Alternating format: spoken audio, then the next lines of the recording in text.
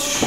Hoje temos aqui mais uma das nossas tertúlias, desta feita sobre o tema urbanismo e ambiente, sendo que o ambiente entendido em lato sensu e não como habitualmente as pessoas também pensam que é a sua definição. E para isso tenho aqui hoje a presença de 3 pessoas para contribuírem com o seu contributo sobre a forma do planeamento e do aproveitamento dos recursos deste Conselho, a saber, uma pessoa que escusa de ter apresentações, que é o Sr. Professor Gonçalo Ribeiro Teles, arquiteto paisagista de renome, também com uma intervenção cívica e política muito importante ao longo da vida e que acabou de ser galardoado em abril agora de 2013 com um prémio Geoffrey Jellicoe, o mais importante distinção internacional no âmbito da arquitetura paisagista.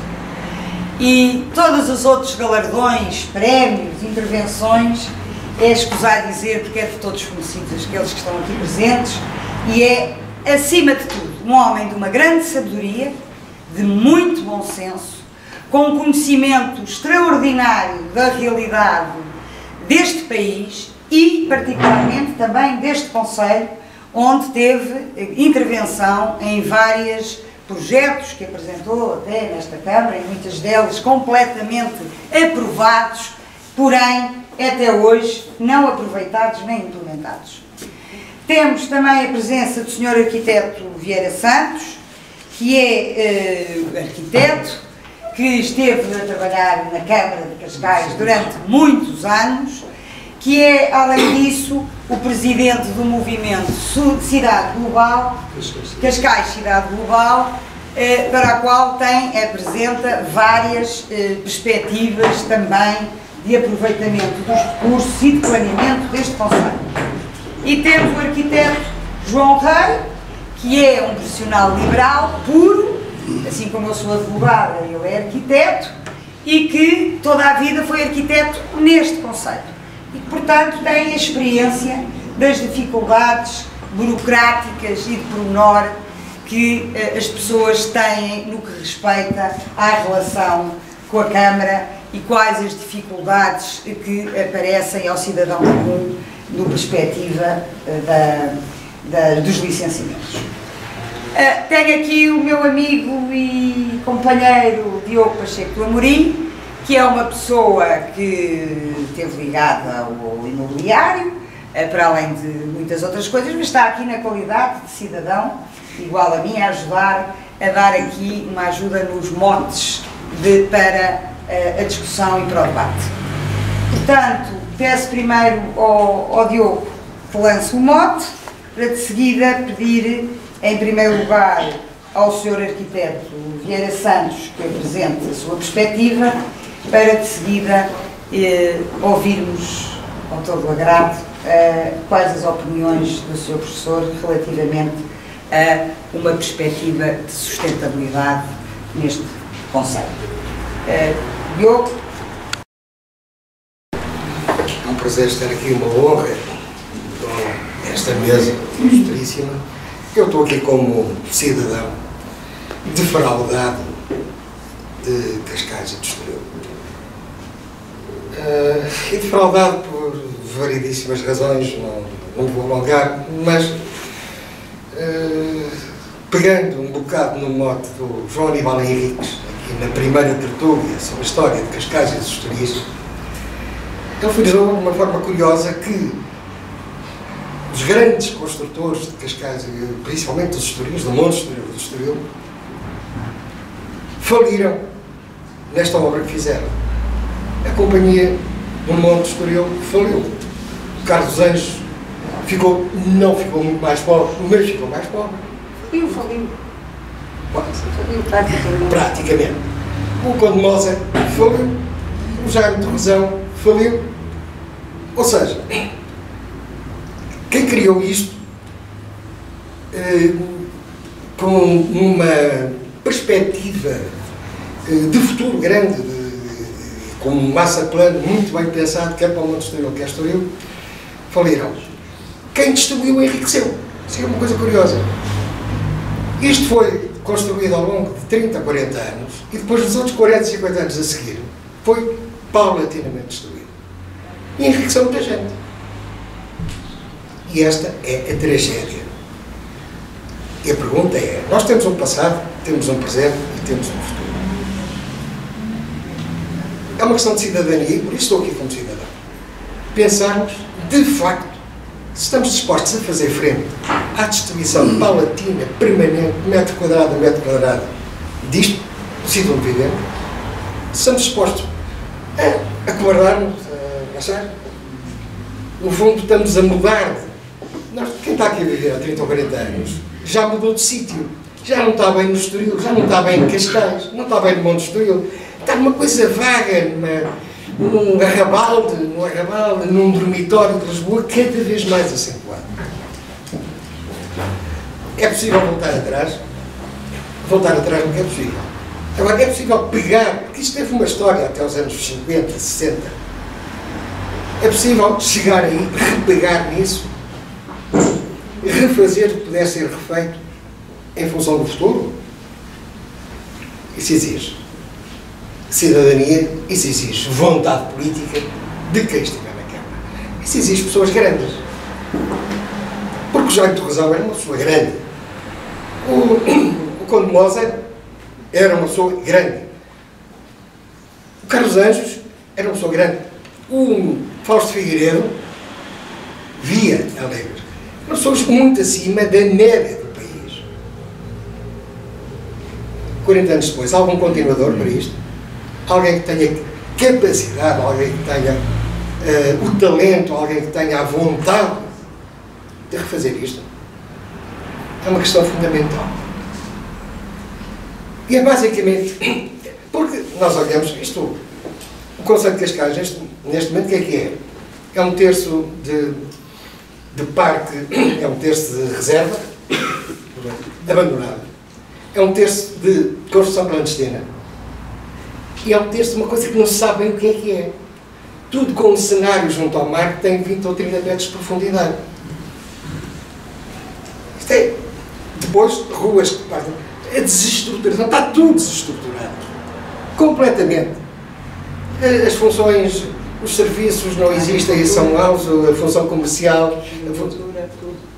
A própria agricultura. A própria agricultura, desapareceu a agricultura, que fazia parte da estrutura, havia a parte do interior do Conselho, era quase toda agrícola. Agora é uma coisa que não se percebe bem o que é, quer dizer, casas de má qualidade, ruas que acabam em ruas que não acabam em nada, acabam em sítio nenhum. Um comércio completamente ultrapassado há 30 ou 40 anos, uma função habitacional que está degradada, não tem, porque a questão é esta. É uma questão de qualidade. A qualidade desapareceu. A qualidade desapareceu. Queremos continuar assim? Queremos fazer frente? Queremos dizer, isto acabou? 1.600 funcionários na Câmara? Para gerir este desastre? Eu perguntei ao António Carlos, 1.600 não se podia fazer com metade, podia. Não se podia fazer com um quarto, podia. Quando a Câmara era aquela coisa pequenina que estão agora a restaurar, o interior tem que ser todo refeito, porque o interior está desfeito. Alcabidez, que não é nada. É zero. Nada. E aqui é o mote e aqui é o desafio que eu quis deixar como cidadão e como um dever de cidadania, falar sobre isto e deixar aqui este desafio. Obrigada, Diogo. Todos os presentes, Fala um bocadinho alto, isto tem um bocadinho de som da rua. gostaria de saudar todos os presentes, senhoras e senhores, aqui, doutora Isabel, os meus companheiros de mesa, e fazer um agradecimento ao movimento Ser Cascais por me facultar esta possibilidade, que é excelente, de falar sobre o nosso projeto da cidade global. Mas queria aproveitar o mote que o meu companheiro deixou, no sentido de esclarecer que eu nasci aqui na Vila de Cascais, adoro isto. Eu nunca mexeria um dedo. Essa preocupação de levar a vila à cidade não é isso que está em causa. Eu tendo nascido aqui, assisti a toda esta evolução da Vila de Cascais e do seu concelho.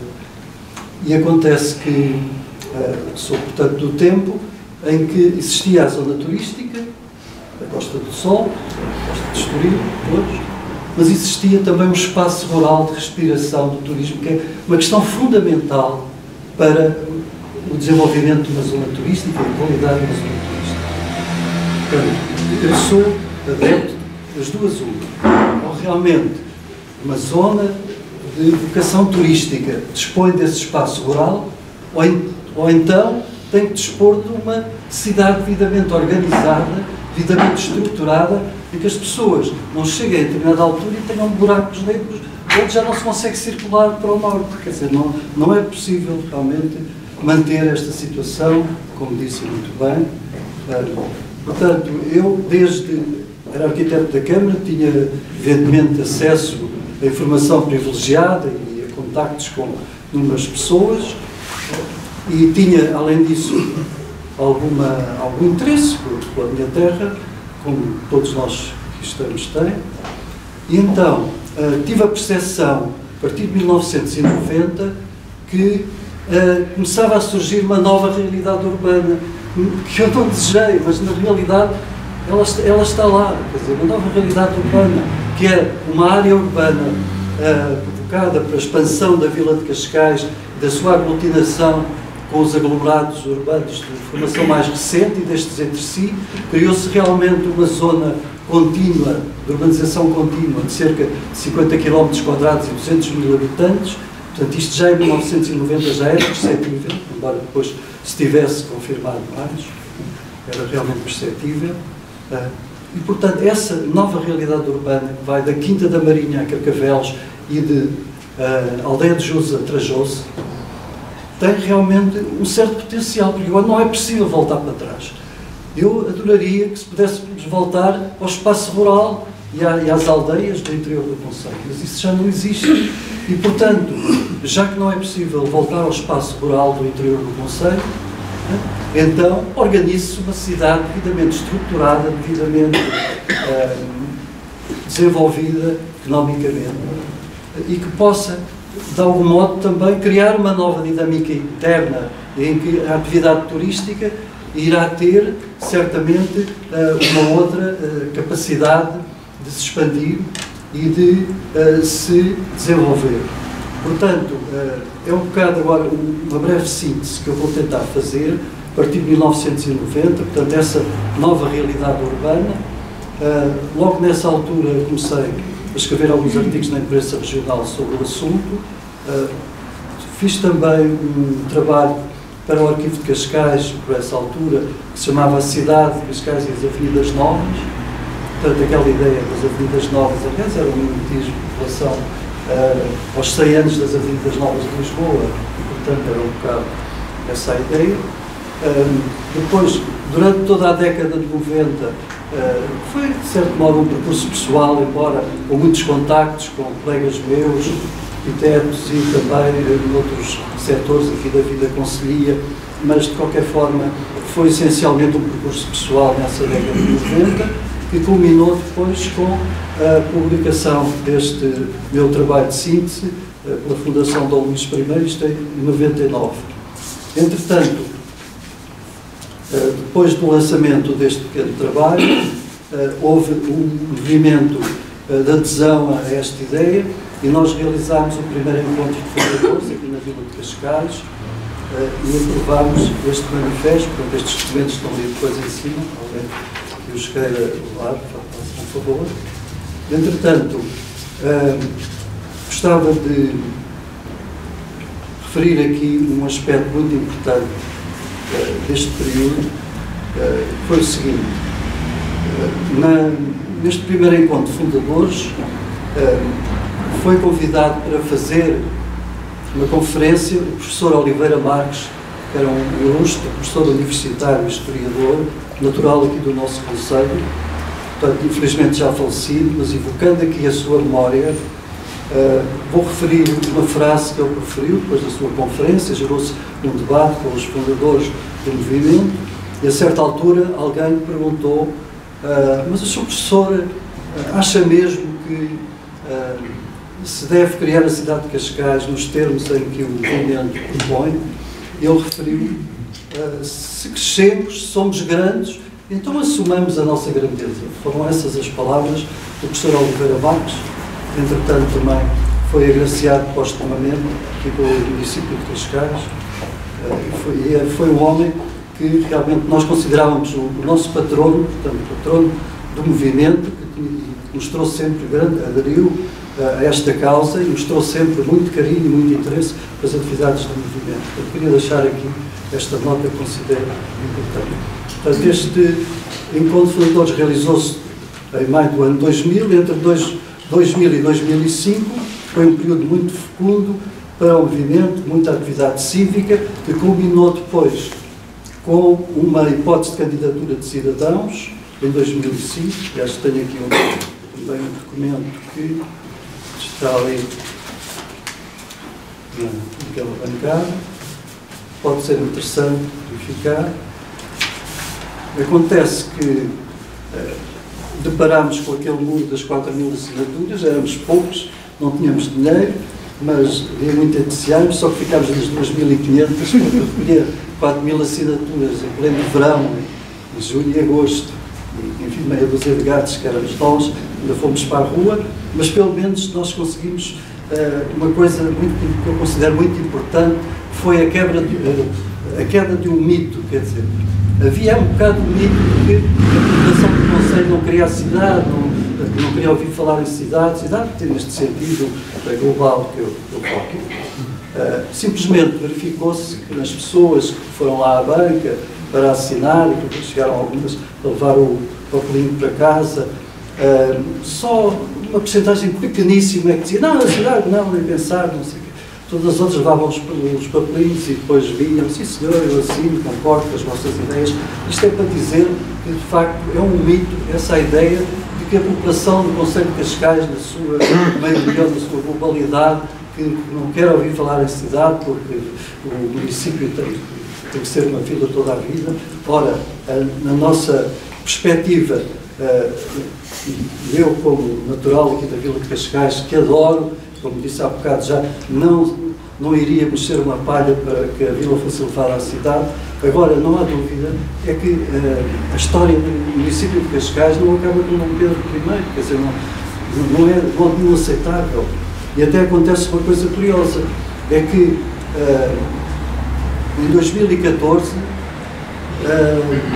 comemora-se, já está anunciado pela Câmara, os 650 anos da passagem de Cascais à vila, portanto, com autonomia em relação a Sintra.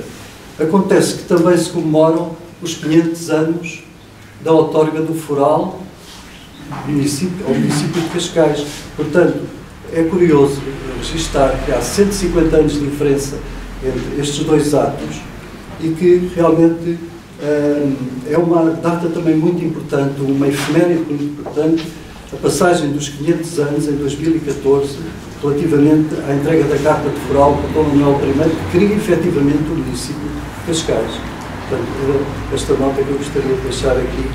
Entretanto, depois do primeiro encontro de fundadores, veio a candidatura de cidadãos e em 2008, com o movimento já, enfim, mais estruturado e com mais capacidade de análise de assuntos, criou o movimento síntese, que é este também está ali, sobre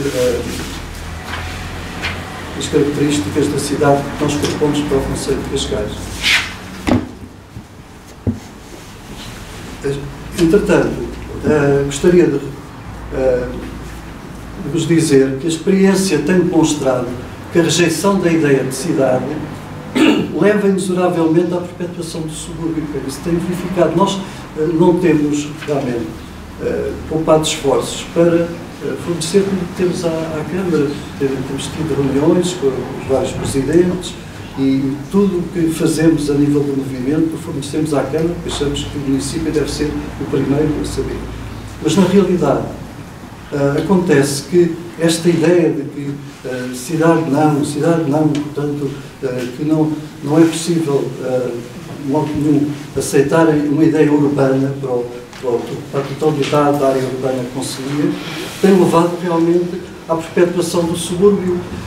E isto não tem saído. Nós estamos assim há várias décadas, não é por falta de capacidade política dos presidentes, não é por falta de técnicos na Câmara, é realmente uma questão de mentalidade suburbana que está muito enraizada em determinadas áreas da atividade aqui no Conselho. Portanto, digamos que o nosso combate é um bocado contra esta mentalidade suburbana que é muito difícil de combater. Portanto, nós achamos que nós agora, neste momento, 2013, estamos numa encruzilhada do nosso destino histórico. Portanto, ou aproveitamos o potencial, o território, bastante escasso para o desenvolvimento, ou não conseguimos mudar de paradigma. Quer dizer, Cascais corre o risco de se manter como um dormitório durante as próximas décadas, se não aproveitar neste momento uma certa abertura para poder mudar o rumo do futuro do Conselho. Em relação à revisão do PDM, nós apresentámos uma série de medidas de caráter estratégico, essencialmente constituem medidas mais no interior do Conselho, portanto, a aplicação de um modelo urbano no interior do Conselho, em vez do modelo suburbano, a terceirização sistemática, a criação de uma nova centralidade na área metropolitana de Lisboa, exatamente em todo aquele corredor da terceira, ou melhor, aquele corredor da longitudinal norte. Depois, há necessidade, dada a escassez do território disponível para a criação de terciário, há necessidade de reordenar o território. Uma das medidas que propomos é exatamente a questão de acabar com a autoestrada no nó de Alcabidez, de forma a libertar toda aquela vasta zona do último troço da autoestrada para uma avenida terciária. Portanto, a dinamização do turismo, portanto, a criação de um porto para navios de cruzeiro e o desenvolvimento da orla litoral do leste, portanto, Carcavelos, Paredes, São Pedro, porque não tem justificação realmente a costa do Estoril tenha só 2 km de extensão. É fundamental desenvolver turisticamente a zona do litoral leste. Tudo isto pode realmente melhorar a mobilidade interna e a qualificação dos espaços públicos e, acima de tudo, o que era importante registar é que esta visão de um projeto urbano para o conjunto da área urbana Conselhia trará maior coesão urbanística, económica, social e cultural, sem perda da identidade dos lugares. Portanto, digamos que neste projeto da cidade há 2 processos distintos, mas convergentes. Um político-administrativo, que é um processo também muito complexo, porque é a primeira vez que Portugal se põe um problema destes, relativamente a uma área urbana que, no fundo, passaria a ser a terceira área urbana do país. E, por outro lado, também o processo que eu tenho estado a referir, do desenvolvimento e qualificação do território, especialmente a sua terceirização. Portanto, no entanto, este projeto é um projeto aberto, portanto, estas são as 2 questões absolutamente essenciais, mas é um projeto aberto à colaboração e, portanto, à discussão de todos os integrantes deste Conselho. Portanto, deixaria aqui estas minhas indicações e agora, no decorrer do debate, poderei esclarecer algumas dúvidas ou desenvolver alguns aspectos agora não abordados. Muito obrigado pela atenção. Do país é muito sério e não está a ser encarado de uma forma que permita pensarmos no desenvolvimento em termos nacionais. É muito forte porque ou se fala do sistema urbano ou se fala da floresta e o resto vai tudo embora, não é? E com essa dicotomia floresta ou sistema urbano, evidentemente que não há futuro. Não há futuro porque não há sustentabilidade necessária para que haja um país com uma população e que um país com características de biodiversidade mediterrânica. É a negação, de facto, da biodiversidade mediterrânica deste Conselho como de todo o resto do país, o que é de uma gravidade espantosa, porque se repararem, de facto, o espaço exterior apenas aparece nos jornais e programado pelos grandes partidos, principalmente a florestação, quando sabemos perfeitamente que a florestação aqui é de facto a cultura monoespecífica do eucalipto. E com essa política global do território, evidentemente que só fica a funcionar fora da florestação o sistema urbano, que se torna evidentemente um sistema explorativo e especulativo, como está a suceder. Portanto, enquanto não houver uma chamada de facto à realidade do nosso país, com o seu uso da terra, com o seu uso mediterrâneo da agricultura, com a sua biodiversidade cultural, evidentemente que não há futuro para o país. E a culpa é, de facto, não se discutir nem dialogar estes aspectos fundamentais, estes pontos de partida. Quando a espaço exterior para além da especulação urbana, só se fala nos jornais e só os partidos só falam na floresta. Isto é um ridículo, é uma coisa espantosa. A própria agricultura ficou submergida pela floresta. E o que é a floresta? A floresta é a Formosa. E perante como ponto de partida para um diálogo para o desenvolvimento das entidades básicas que são os municípios, evidentemente está condenado a não poder resultar, porque senão ninguém vai discutir evidentemente o problema exclusivo da floresta aqui do Conselho de Cascais. Mas se não se discutir um problema a sério de organização do território, apenas temos que discutir o sistema urbano. Evidentemente, isto é o fim do país, é o fim de uma cultura, é de facto o fundo da independência e da identidade. E está-se a partir de motivos que passaram a ser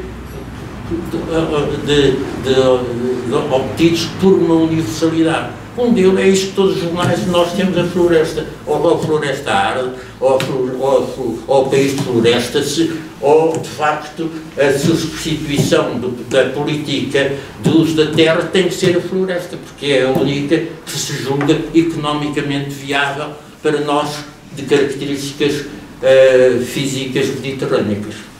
E isto acho que é uma falha grande dos partidos que discutem qualquer programa de aplicação a uma zona concreta do território.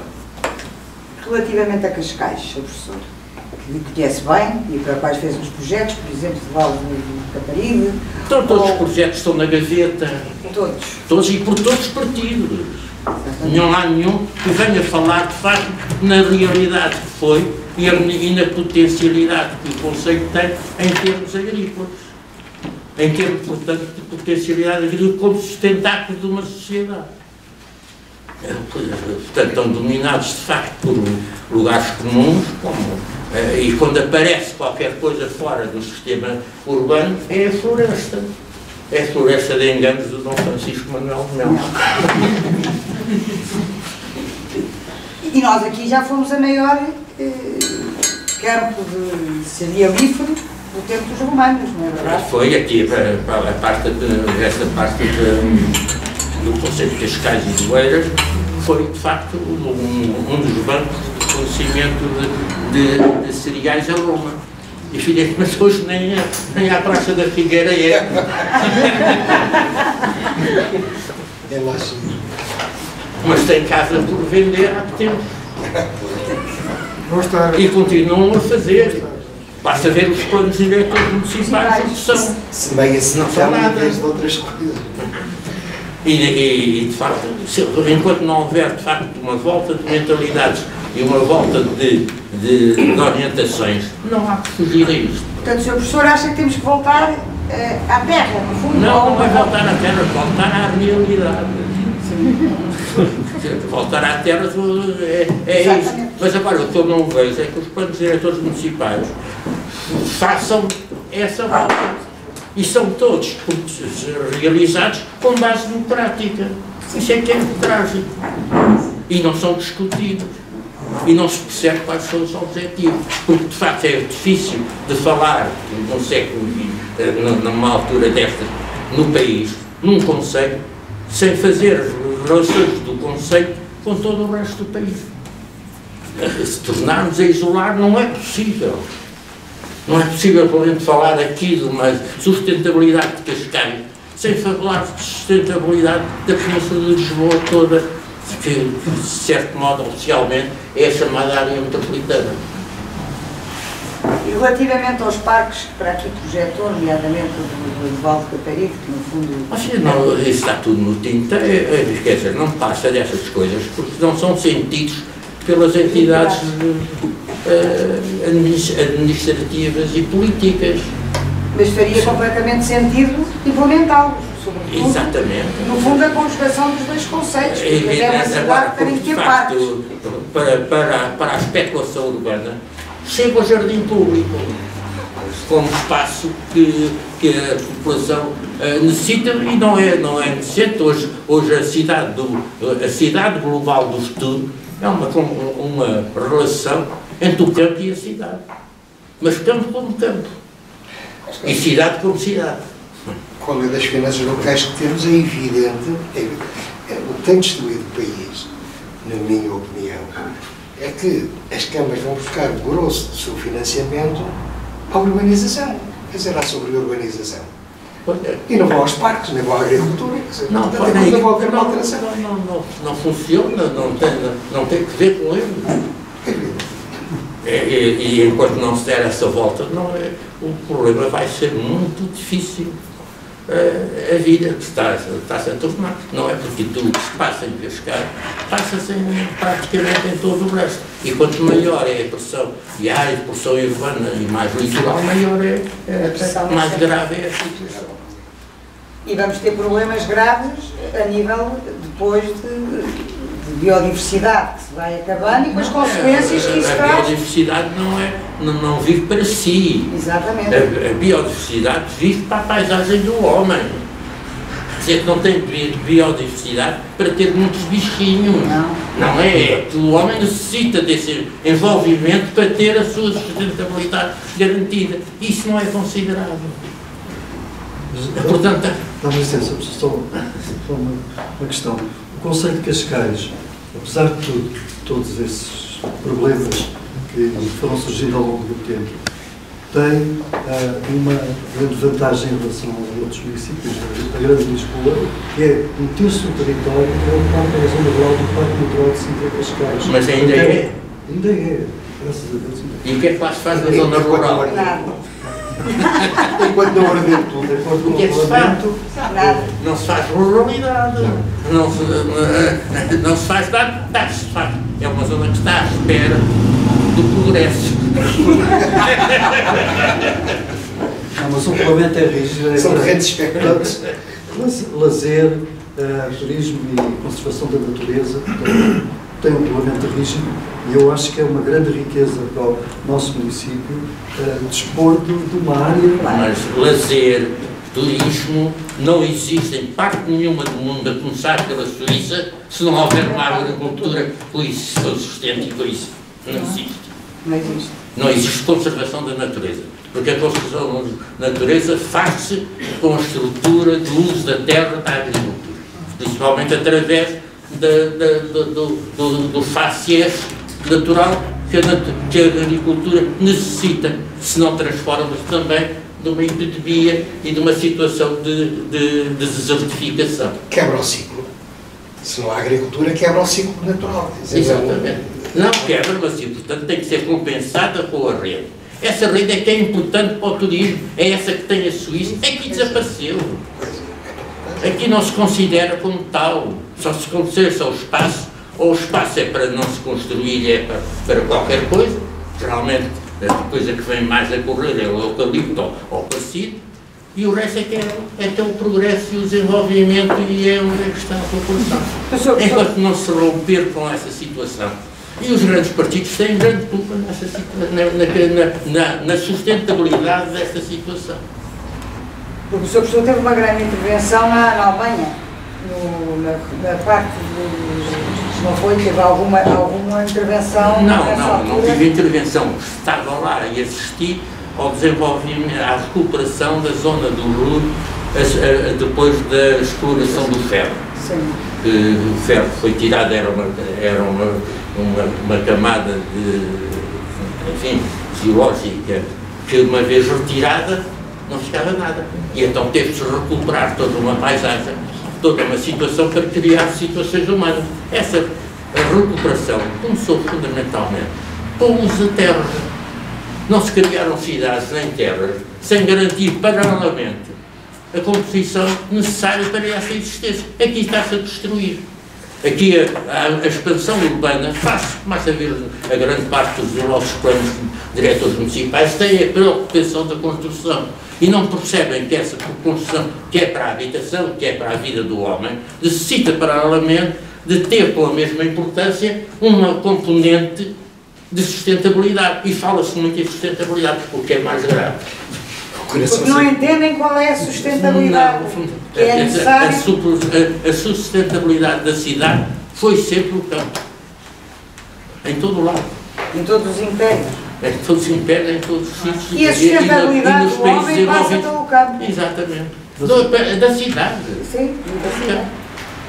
Mas também, o campo também pode ser considerado, de facto, um grande logrador de lazer da população da cidade. Não é só lazer. Porque as características do Parque Natural de Sintra-Cascais são muito específicas, quer dizer, tem, de facto, um conjunto de características que não acontecem. Sim, mas não é necessário fazer o campo ter lazer, para os urbanos terem lazer.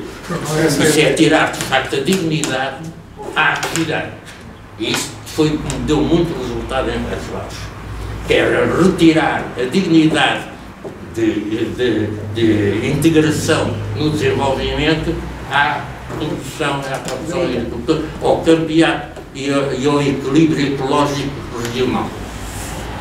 Portanto, o Sr. Professor entende que, na medida do possível, em que os terrenos o permitam, deveria ser dada incremento à agricultura. Não é os terrenos, quem tem que permitir é quem faz o plano. Claro. Esse é que tem que considerar isso. Então é porque se não houver terrenos próprios para a agricultura. Não há abelhas, não há pássaros, não tem que se preparar, tem que se fazer esse terreno. Começamos numa estaca inferior. Em muitos países, a Holanda fez assim. Só tinha água doce. Então teve que criar solo, foi especial. Aqui, quando não tiver um solo agrícola, se queremos ter uma população urbana desenvolvida, temos que criar um sistema natural. Não existe sem o homem. E o sistema natural não é uma brincadeira de jardim, é uma brincadeira para tirar fotografias no fim de semana. Isso é a aparência de vida, não é vida. Isso é a aparência da vida, não é? Pois é que estamos a julgar numa política de aparência. Mas isto foi os critérios economicistas levados ao troço. Não foi economicista, foi um critério. Eu estou a considerar economicista para um determinado intervalo de tempo curto. E depois seja o que for. Sr. Professor, mas também é um aspecto muito importante, porque das duas uma, ou o Concelho de Cascais vai continuar a ser especialmente o dormitório de Lisboa no futuro, ou pode ser quase autónomo, pode ganhar grande autonomia funcional. O Concelho de Cascais tem que se interessar por que for o resto do país. Não tem futuro nenhum. Não nos podemos comparar com o Alentejo. Podem, tem mais importância possivelmente que muitos concelhos do Alentejo. Mas não há dúvida que a principal vocação do Concelho de Cascais é o turismo. Não é, não é. O turismo não é a principal vocação. É sempre uma consequência de vocações realizadas. A Suíça não tem como aptidão o turismo, tem como aptidão a construção de uma maneira de gerir o território através da defesa contra as catástrofes, através da necessidade de subsistência da população, e é essa que se visita, essa é que tem valor turístico. O que traz o turismo é o mesmo a Holanda. Então fosse a Holanda sem, de facto, todo o sistema de produção agrícola criada sobre o mar. Não era nada. Não era nada. E aquilo é, de facto, um valor aqui. Manda-se fora. Venham o eucalipto. E está resolvido o assunto. E os grandes partidos estão nesta onda. Isso é que é grave. Como há bocadinho que também referimos a questão da água, não é? Nós temos as escaleiras, temos os tanques, e temos os romanos aqui, a água... É acumulável, agora não pode acumular. Isso é evidentemente. Corre rapidamente. Como os melhores barros ali de Carcavelos, que dava... Já, os barcos bens iam até Roma. Como é que é possível? Quer dizer, portanto, está de facto numa noção errada de gestão. E que muitos planos diretores municipais, infelizmente, desenvolvem essa situação. São negociados planos diretores municipais, mas é... Não, porque é para o nosso concretamente é completamente omisso relativamente a essa integração, completamente omisso. É extraordinário. E a revisão que está a ser agora levada a cabo e que foi para a CCDR continua exatamente na mesma senda. Portanto, apesar dos alertas hoje em dia internacionais, o Sr. Professor sempre os fez toda a vida, de que eu posso entender até as preocupações das duas pessoas que aqui estão, que acho que, a certa medida, até são complementares, porque eu sei que o que o Sr. Arquiteto está a dizer é que, em vez de termos vias como a terceira circular e ao Longitudinal Norte, com características completamente descaracterizadas e não humanizadas, vias rápidas urbanas, deviam ser transformadas, se calhar, em avenidas e humanizar o espaço urbano que eu compreendo. Portanto, a perspectiva, compreendo e aceito e comungo, que o espaço urbano tem que ser humanizado, tem que haver praças, não é aquelas rotundas atrás. Não, há aqui um ponto de partida. É que em parte nenhuma houve uma civilização que não nascesse da dualidade de campo-cidade. Campo-cidade. Exatamente. Portanto, é uma dualidade necessária. E o campo tem os seus valores, a sua dignidade. Por isso, se considerar a ruralidade e considerar o problema do rural como atrasado, que mal sabe ler e escrever, não é? E não procurar desenvolver todo esse sistema e liquidá-lo com o ostracismo em relação ao progresso, é de facto um erro tremendo. E pode pôr em causa o equilíbrio. Já está em causa. Os melhores dias que estão para vir, eu não estou agora a referir-me aqui ao conceito de Cascais, mas em relação ao país inteiro, são de facto o problema do desaparecimento do sistema de campo com a sua dignidade. E com as consequências que isso traz, que vamos ter a posteriori, como me referia, a história de termos chuva constante e as torrentes a acontecerem, que é uma das consequências da falta. Que depois a natureza resolve criando charcos, lagos, paús, bichos, etc. Mas o João tinha de que o turismo é uma resultante, porque quando se põe o turismo como objetivo em si, a coisa morre em si própria, quer dizer, porque o turista volta às costas e não tem autenticidade. O turismo, houve um turismo que se levantou em relação às zonas do mundo que ainda tinham uma situação primária de humanização. Estou-me a referir à floresta tropical, quer no Brasil, quer em África. E, portanto, aí o bicho-homem passou a ser um animalzinho à espera do turista. E como um elemento com pedras na cabeça, está lá. Evidentemente que é esse facto. Pode ser uma realidade que tem uma determinada evolução. Agora, aqui na Europa e nas zonas que não estão situadas naquelas áreas circunscritas ao tropicalismo, sabendo assim, como clima e como ambiente, o problema é completamente diferente. E, portanto, não pensar que, em tudo para lá do tropicalismo, em que o homem ainda está dependente da situação ambiental em que vive, em todo o resto, o homem é senhor do ambiente, e é senhor da paisagem, e é senhor do seu eco. E tem que fazer parte e tem que estar em sintonia. Agora tem que pensar como é que funciona. Então, como é que são as relações de humanidade? Se são apenas economicamente de sustentabilidade imediata de uma determinada classe. Professor, mas aqui, no caso específico do Conselho de Cascais, com licença, o turismo já se mostrou ao longo destas últimas décadas que só por si não garante emprego para as pessoas que cá moram. E, portanto, dá este movimento pendular para Lisboa, que também, quanto a mim, não há nada... Mas isso é turismo? Não estou-me a referir agora ao movimento pendular das pessoas que vão trabalhar para Lisboa e a direção da casa.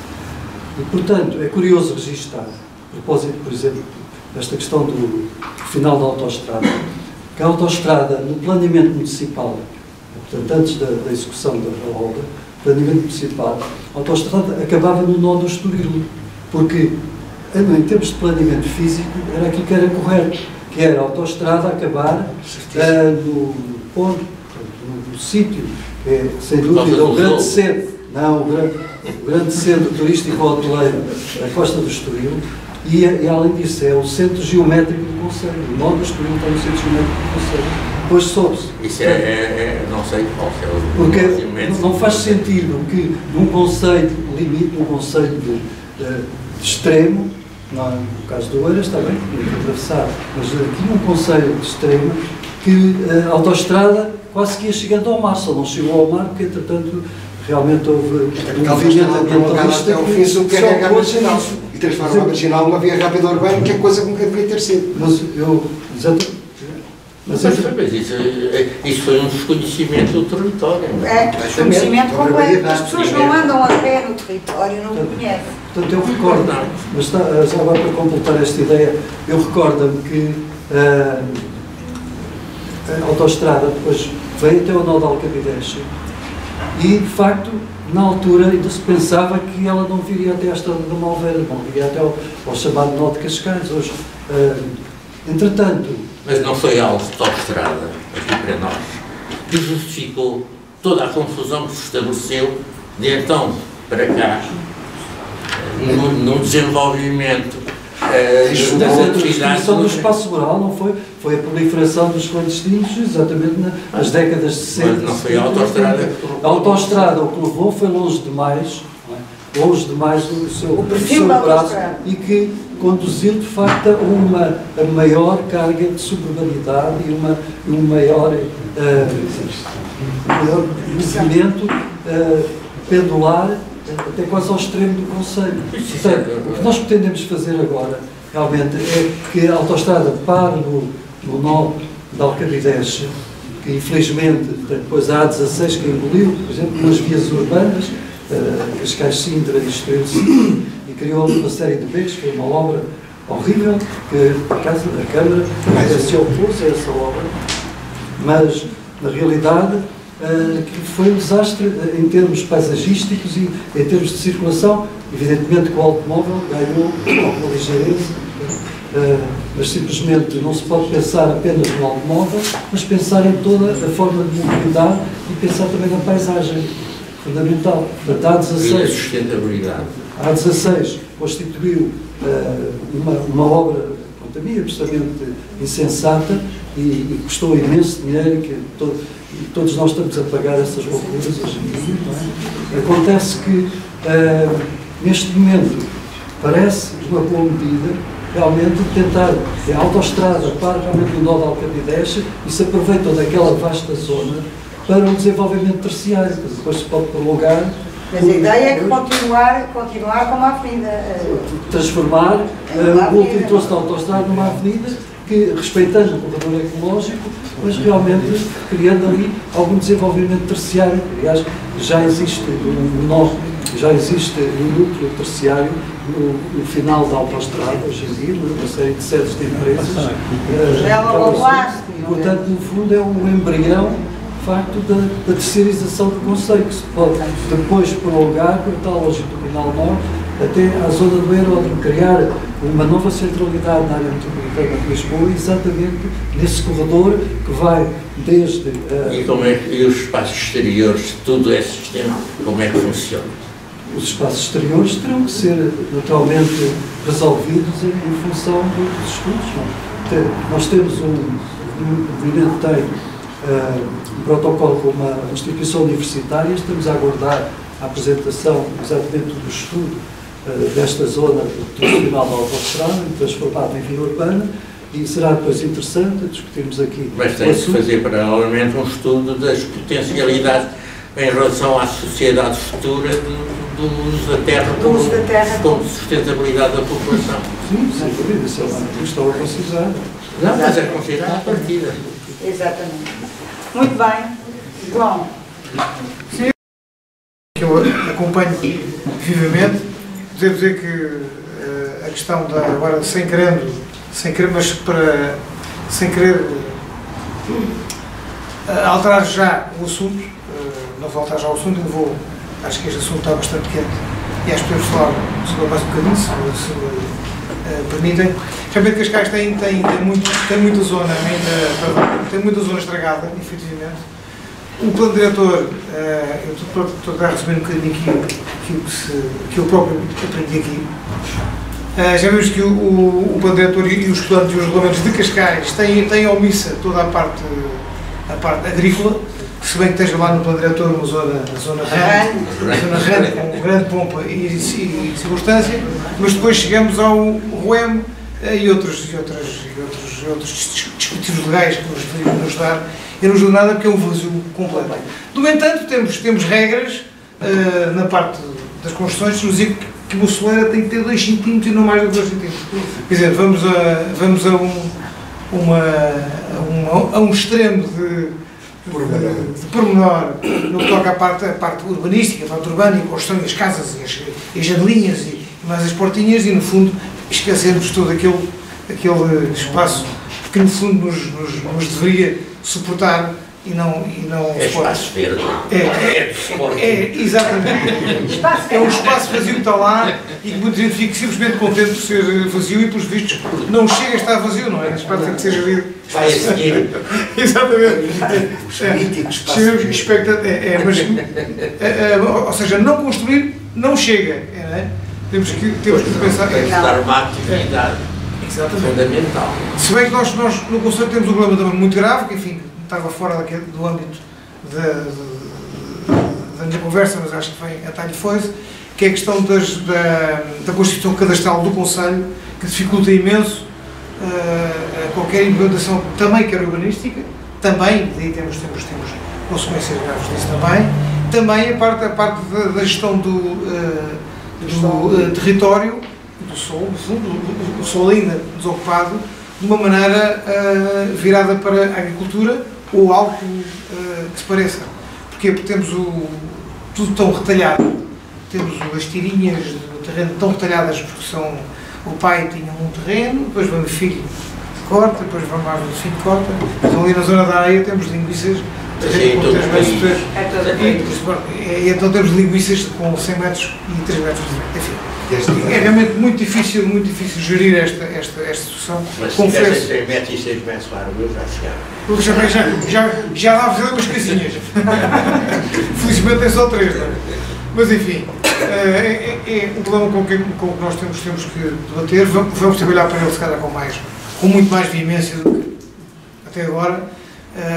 E pronto, eu agora iria falar um bocadinho sobre sobre o vazio ignorado, que é o tal vazio que já vimos estar, infelizmente, ignorado, mas falar um bocadinho de coisas um pouco mais comezinhas, como as construções e a nossa urbanidade, que no fundo é uma urbanidade um bocadinho sui generis, porque não é uma urbanidade. Eu tenho aqui umas notas, peço desculpa, não estou em edição, mas vou tentar aqui das minhas notas decifrar a minha letra, não isso consigo chegar aqui a uma conclusão. Portanto, nós já percebemos, em termos do urbanismo e das coisas construídas, temos aqui, pese embora já temos falado da parte não construída, eu vou só falar um pouco agora da parte construída. Mas já vimos que em termos geográficos estamos bem, a natureza foi-nos muito pródiga em beleza natural e parece que recursos, vamos ver se não os queimamos a tempo, se não os queimamos todos a tempo e não nos salvarmos. Percebemos também que, em termos de paisagem humanizada, no que toca ao histórico mais antigo, também estávamos bem. Temos aqui uma paisagem humanizada muito focalizada na agricultura, que nos parece que até estava muito bem, sim senhora, mas depois nós fomos começando a alterar. Temos o mar, enfim, o mar também é outro vazio, que no nosso PDM provavelmente devia estar um vazio mais cheio. Ou seja, temos aqui um conceito que nos parece, temos a base, é muito boa. Agora, a parte construída, a parte urbana, aquilo que no fundo acaba por ser aquilo com que nós vivemos e convivemos mais no dia-a-dia, e que, por isso mesmo, é que temos deixado tudo o resto para trás, o que é pena. Essa parte urbana, da parte das construções e das casinhas, tem realmente muitos problemas. E a Câmara, obviamente a Câmara é um parceiro fundamental para que nós consigamos melhorar o ambiente que nós temos, ou pelo menos não o deixar piorar ainda mais, obviamente. A Câmara, efetivamente, nós não podemos dar, nós cidadãos não podemos fazer nada sem a Câmara. A Câmara neste momento está um bocadinho, e já há muito tempo está um bocadinho fora das realidades das pessoas e da vida do dia-a-dia, de certo modo em que eu acho que as pessoas estão um bocadinho fora daquilo que a Câmara pode fazer por elas, porque um contato com a Câmara para o cidadão é uma chatice, é sempre uma burocracia imensa e muita gente não sabe o que é que a Câmara faz. Portanto, nós temos também de vencer essa... Nem a Câmara sabe o que faz. Exatamente. Temos que vencer esse fosso. Se a Câmara não sabe o que é que há de fazer, talvez haja alguém do lado de cá que saiba e tentemos propor. Portanto, justamente neste momento, nós somos mal atendidos pela Câmara e a Câmara, e qualquer relacionamento que nós temos neste momento com a Câmara é paga a peso de ouro. Não sei se já perceberam, mas qualquer papelinho que nós submetamos à Câmara enfim, no nosso direito de livre cidadania, de submeter um projeto, fazer qualquer, é pago a peso de ouro. Não sei se já tiveram a felicidade de pôr um projeto, ou de pôr uma alteraçãozinha, fazer algum esquecimento. Hoje é tudo pago e bem pago. Além disso, por exemplo, eu até posso referir que, mas é pago mesmo estupidamente. É uma coisa, por exemplo, nós fazemos um pedido de informação prévia. Temos uma casinha num sítio qualquer e olha, e vou pedir à Câmara para perguntar se posso fazer aquela casinha em vez de ser assim, ser assado. Pagamos logo 400 €. Só para permitirem, enfim, agora já para saber se ou não. Não é para saber, é para nós colocarmos um papel, não é um papelinho, agora é uma pena, ou um CD para que olhem para nós, isso acho isso terrível. A Câmara de Oeiras, por exemplo, agora não tem nada a ver com isto, mas só a laia de exemplo para que não se repita cá, tem ainda várias maldadezinhas que faz aos municípios, que é, por exemplo, nós pomos um projeto na Câmara, depois, se passado um mês temos que fazer uma junção de elementos, cobram 66 €. Coisa de semelhante importância, e se for preciso daqui a mais um mês, pedir mais umas coisas aos pedais, mais 66 €. Eu nunca pus um projeto na Câmara, talvez seja eu só, não sei se os outros funcionam de outra maneira, que não tenho certeza ou conta 5 junções de elementos, enfim, no decorrer normal do processo. Enfim, isto é apenas um à parte. Bom, outra coisa que se passa em relação à Câmara, isto depois para conclusão, como é muito caro nós relacionarmos com a Câmara, eu aconselho as pessoas a virem à Câmara e à CUF, porque saem de lá com uma radiografia e com uma fatura que até dedutível no IRS, do que irem à Câmara, porque, enfim, eu, como arquiteto, não devia dizer isso, mas, enfim, eu acho que deveria toda a gente deveria pôr os seus projetinhos, portanto, a Câmara, muito certinho, muito a pensar no futuro, mas vão-nos à CUF, levam umas radiografias, pagam umas massas e saem de lá com, enfim, mais aliviados. Ok, em relação à Câmara e no que toca ao urbanismo, temos depois mais um monte para subir, que é, nós temos os arquitetos da Câmara, que são bastantes, e com os quais nós temos que nos relacionar, e devo dizer, com os quais eu me relaciono muitíssimo bem, eles são meus amigos, mas que não vejo no ambiente que eles têm na Câmara, enfim, porque não é, a filosofia não é essa, não são eles, é tudo, não está montado por isso.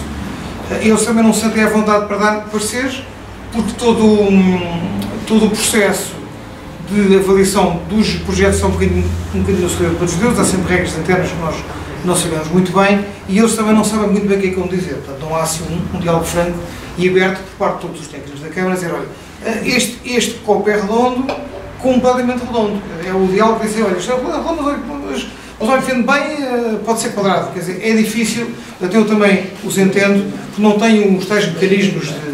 Porque se os arquitetos da Câmara forem, no fundo, se limitarem a dizer o que diz o PDM e o ROEM e todo o edifício administrativo e legislativo que está por trás do lugar deles, realmente eles não tinham capacidade de diálogo, porque a legislação com que nós nos regimos é muito complicada, tem muitas incoerências e não está feita para servir aquilo que as pessoas efetivamente querem e não está feita para servir justamente aquilo que o território nos pede, que é que a gente saiba conviver com ele e saiba melhorá-lo. Isso não tem muito cabimento. Então, para isso é um PDM. É verdade, é verdade. Então não aprovaram o PDM. Exatamente. E as pessoas não aprovaram o PDM. E mais. Então não aprovaram inconscientemente. Provavelmente aprovamos o PDM que merecemos. E mais. Contra o PDM, eu, por exemplo, fui completamente contra o PDM nos termos em que ele foi feito. Pois bom, não sei se se lembra, o PDM foi feito há muitos anos. Não foi assim há tanto. Eu sei, mas não foi assim há tanto, mas foi há muitos anos. Em termos depois, 20 anos é uma eternidade, quase. Portanto, de maneira como o tempo correu e como as coisas se alteraram estes anos, foi uma eternidade. E muitas coisas estão realmente desajustadas. A própria filosofia da feitura do PDM é diferente e, entanto, o território mudou imenso também, não é? E, mais uma vez, não aprendemos com os erros desse PDM, porque provavelmente o novo, por aquilo que tenho visto, não vem corrigir muita coisa que nós sabíamos que estava claramente mal. O outro, mas enfim, como está um bocadinho no segredo dos deuses, também francamente não sei dizer mais nada. Em relação ao PDM não sei dizer mais nada. Em relação a tudo o resto, depois realmente nós temos da parte da Câmara um tratamento muito pouco VIP em relação àquilo que nós fazemos. Eu gostaria de ver da parte da Câmara um bocadinho mais de envolvimento de toda a gente que lá está. Não é que sejam antipáticos, não são as pessoas da Câmara que são bastante simpáticas, só que em termos de, no final, nós não vemos que os nossos processos não andam lentamente, andam de um local a local, de pedrinha em pedrinha, e não se vê por parte da Câmara. Eu não iria tanto, não é só eficiência. Ninguém lhes paga para serem simpáticos. Pois é, não é isso. Não, eu acho que quando pomos um projeto da Câmara, devia haver da parte do interlocutor da Câmara um interesse.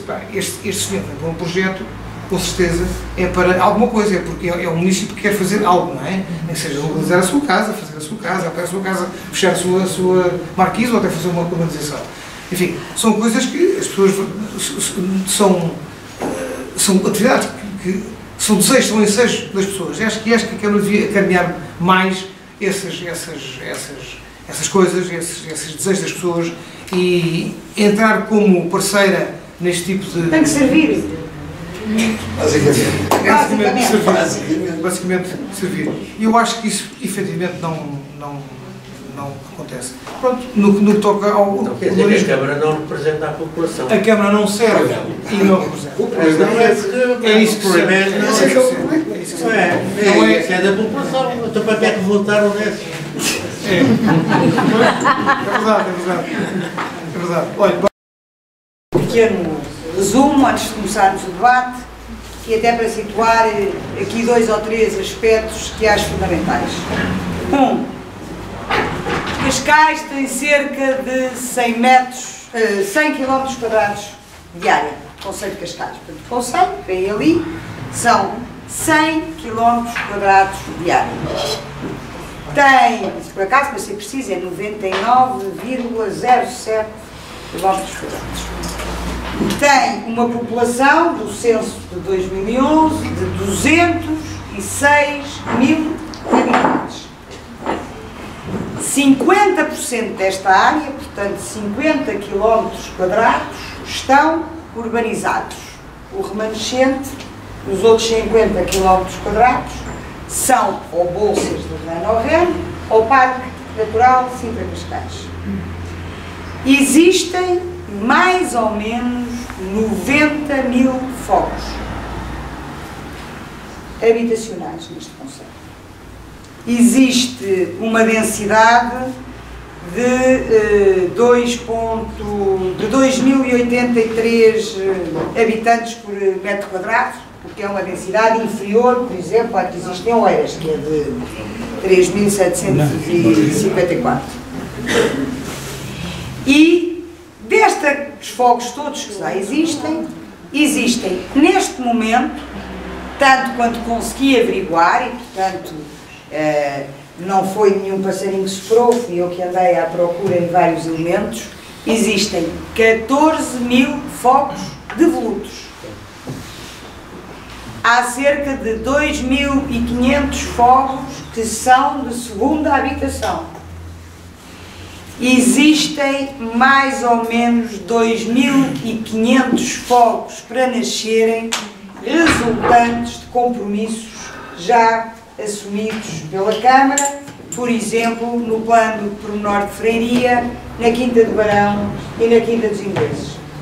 Portanto, significa que temos em livros neste momento 14 mil, 2.500 que não estão livres, mas que estão livres grande parte do ano, e 2.500 que já está obrigada a Câmara, no fundo, a deixar construir se os promotores assim o entenderem. Isto significa que 14 mil fogos de lutos é muito, mais os tais 2.500 são 16.500 fogos, mais os outros 2.500, digamos que temos praticamente 20 mil fogos de lutos. E temo que a tendência, mercê da crise que estamos a viver, seja de aumento deste número de fogos de lutos. Porque muitos ficará aos bancos com eles e ficará com eles nos braços e, portanto, prevê-se que ficam devolutos também largos anos. Por isso eu acho que neste momento não faz sentido pensarmos em construir mais. Construir para quê? Sobretudo se atendemos que a dedinha e a linha de natalidade está a crescer. Que de facto no concelho subiu para cerca de 30 mil habitantes nos últimos 15 anos, grosso modo. Mas desses 30 mil habitantes que vieram para o concelho de Cascais, 20 mil são imigrantes, que estão agora a retornar à sua casa. Portanto, mais fogos devolutos, porventura, vai haver. Se somarmos a isso a quantidade de gente nova que também está a sair de cá e a emigrar para outros lados, tudo leva a crer que os números de fogos devolutos vai aumentar ainda mais. De onde, é meu entendimento, que não faz sentido nenhum construirmos mais. Acho que basta.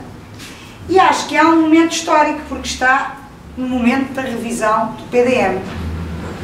A revisão do PDM tem estado já nos últimos anos e, ultimamente, foi apresentado pelo atual Presidente da Câmara uma proposta na Câmara e seguiu para a CCDR ainda para a apreciação. Vai haver, subsequentemente, após parecer da CCDR, uma discussão pública.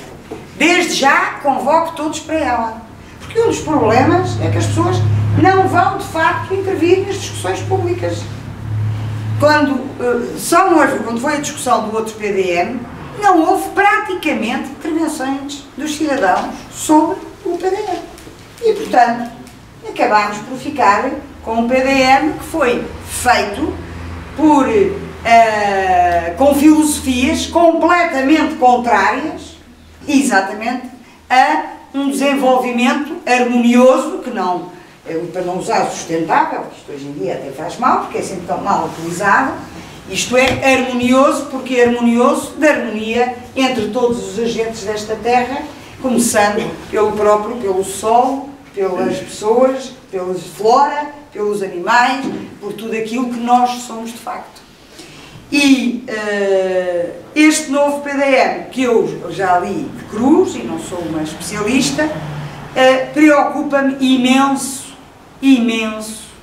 com o que lá vem. Continua a ser um instrumento de planeamento miserável, como o outro já era, no meu entender, porque são instrumentos de planeamento, de facto, a um nível baixíssimo, o que leva a acontecer os problemas que está a dizer, que vai lá 40 vezes, quer dizer, em qualquer sítio civilizado do mundo, existe um planeamento, a pessoa sabe o que pode ou não pode fazer, as regras estão ditas, estão efetivadas, portanto é quase só fazer, não é?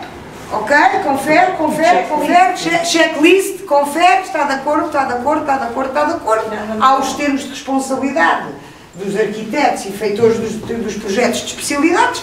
Portanto, a partir daqui não se percebe como é que pode existir, por exemplo, para fazer uma obra de remodelação numa velha casa, se não tenha, eu levei, pessoalmente, 4 anos a obter uma licença. Sabe como é que se faz no Canadá, Isabel? Não, aquilo é automático, é quase 24 horas. Entrega um dossiê e fica com a cópia. Exatamente. E no momento em que entregou o dossiê está licenciado. Os técnicos que assinaram, se são responsáveis. assinaram incorreto, são completamente responsáveis, nunca mais sabem a sua vida. Acabou o autor, é cansado da licença. Portanto, é 30 segundos. Está fora da norma estabelecida. Exatamente. Se está fora. Este está irradiado. O problema é que o PDM, por exemplo, sofre de vários males, e um dos males de que sofre, e sofrem todos, não é este em particular, sofrem pelo país inteiro, é que de facto não está deixa sempre um lado arbitrário. Pode incluir. Está um lado completamente arbitrário.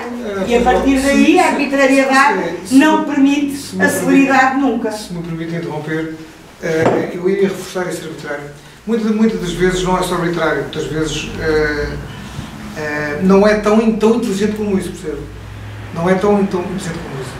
Os PDMs, aqueles que eu tenho apanhado vários ao longo do país, e sem os ter lido, porque às vezes é indecifrável a pessoa para perceber o PDM tem realmente que perceber imenso de urbanismo, imenso de leis, exatamente, tem que perceber muito de organização de território para tirar daquilo tudo.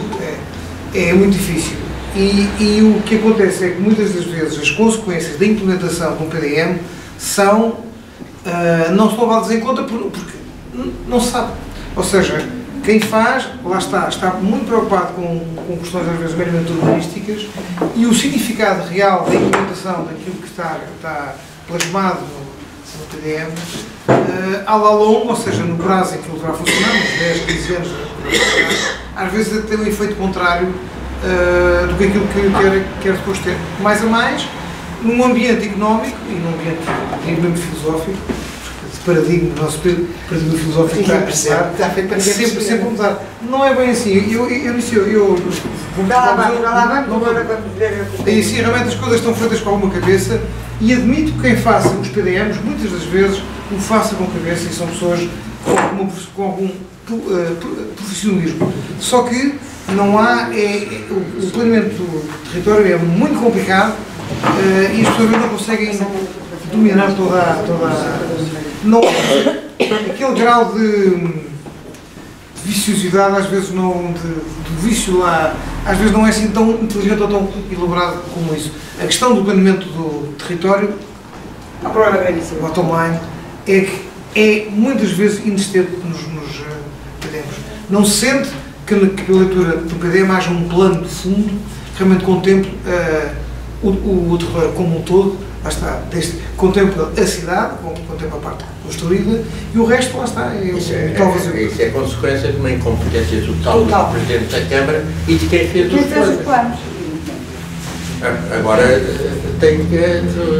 mas também tem agora uma coisa que fazer, porque as casas vazias vão se deteriorando. Pois vão. E vão ter problemas graves de ocupação, não é? Isso, quer dizer, há uma altura que se vai dar que O problema é de tal forma grave em termos de decadência social e de criminologia que tem que deitar abaixo as casas. Bairros e tantos e... Bom, meus Agora tem que senhores, se preparar o que é que se faz num sítio onde se deitaram abaixo os bairros. como é que se faz a recuperação desse local? Como é que o que é que se vai fazer, qual é a gestão desse território? Porque esse território não pode viver internamente com uma carcaça construída em cima sem essa carcaça e a certa altura desaba e começa a ser também um sítio de criminalidade gravíssima. Se não é já. Já é, em grande parte. Quando essa criminalidade avançar e a constituição se der muito e houver falta de espaço para coisas de utilidade, então como é que é? Vamos mais longe, vamos ao centro de Cascais. Vamos ao centro de Cascais. E vemos a quantidade de casas, centro de Cascais, casas emparedadas. Sim. Quantidade. Desculpa. Muito bem, passamos então ao público. Quem tem temas, sou a doutora Lee.